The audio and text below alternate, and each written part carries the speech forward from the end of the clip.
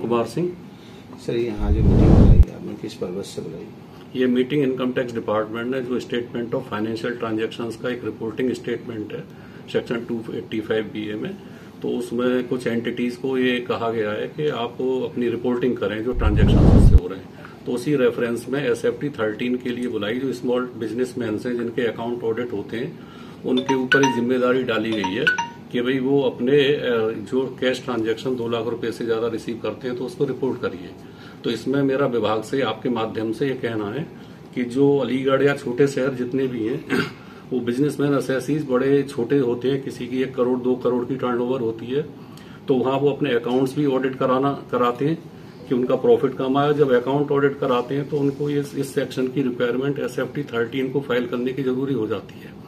तो उनके पास बहुत कम मार्जिन होता है और वो एक लीगल कॉम्प्लिकेशंस में नहीं फंसना चाहते और पता भी नहीं पड़ता। जेन्युइन टैक्स पेयर्स भी ऐसे होते हैं कि उनको पता भी नहीं होता कि मुझे करना है या नहीं करना, क्योंकि विभाग ने, मेरा सजेशन विभाग से और आपके माध्यम से है कि इसके ऊपर एक मुहिम सी ऐसी चलाई जाए कि टेलीविजन पर, न्यूज में कि भाई ये करना है। जब तक पब्लिक को या बिजनेसमैन को पता नहीं होगा तो वो उनको फाइल नहीं कर पाएंगे।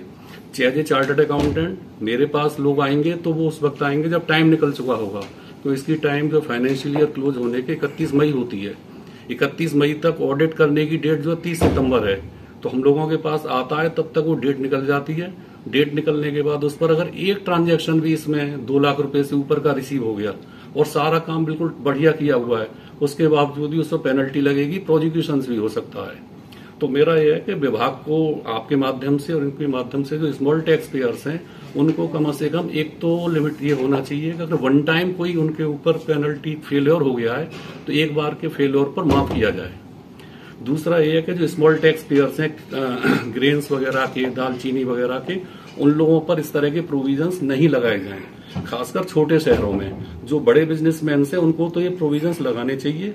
और अगर किसी पर्टिकुलर असेसी का अकाउंट्स बिल्कुल परफेक्ट है, कहीं कोई प्रॉब्लम नहीं आ रही और उसने किसी अनइंटेंशनली इस तरह की कोई गलती हो गई है तो उस पर प्रोसिक्यूशन और पेनल्टीज नहीं लगाई जाए, जो कि इस सेक्शन में ये कहा गया है कि कोई किसी तरह का वेवर का ऑप्शन नहीं दिया गया।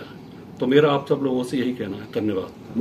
उनको जानकारी कैसे होगी? ऐसे जानकारी से विभाग जो है ये कहेगा कि भाई डिफरेंट मुहिम जैसे टीवी पर चलाया जाए, पंपलेट्स वगैरह दिए जाएं, कुछ ऐसे डिपार्टमेंट की तरफ से सेमिनार बिजनेसमैन के साथ मीटिंग की जाए। तो विभाग ने अभी तक ऐसी कोई मीटिंग की गई है उसी परिप्रेक्ष्य में मुझे लग रहा है, इसी परिप्रेक्ष्य में है कि आप लोगों को बुलाया गया है, तो आप आपके माध्यम से पब्लिक में, जनता में सूचना जाए। ये मेरा दूसरा आउटरीच का प्रोग्राम है, सिर्फ SFT 13 पर कैश पेमेंट के ऊपर दूसरी आउटरीच है। विभाग ने अभी तक ऐसी कोई वो नहीं निकाली स्कीम जिससे कि जो लोग इस चीज में आ रहे हैं उन लोगों को इस चीज की जानकारी हो सके? इसी के माध्यम से हम लोग कोशिश कर रहे हैं कि इसकी वाइडर पब्लिसिटी हो, लोगों को मालूम हो। ठीक है।